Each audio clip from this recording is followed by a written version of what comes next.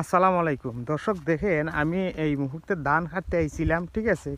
তো ধান হাঁটতে আসার পরে দেখেন এখানের মধ্যে দেখেন গরুর অত্যাচারে কি, এখন যদি আমি এটা খোয়ারও নিয়ে যাই তখন আপনি কি মনে করেন কি হইতে পারে? এই যে দেখেন আমার ধানের এই যে ফুলার সাইলের যে ধানটা, এই ধানের হিজাগুলা কিন্তু এই গরুটা খাইতেছে। এই মালিকে আমি ধান কাটতেছি, এরপরও হে কীভাবে এখানের মধ্যে এইভাবে গরুটা সাইডে তুই গেল, ঠিক আছে।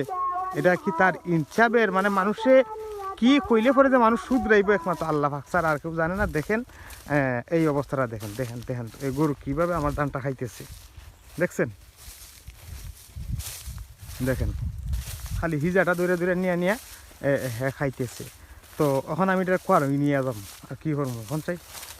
দেখছেন এই মালিকে কীভাবে এই গরুটার এখানে আমাদের দেওয়া গেল, মানে হ্যাঁ কি কোনো ওজন আন্তাজ আছে না কি নাই, এটা আমার মাথায় ধরতেছে না।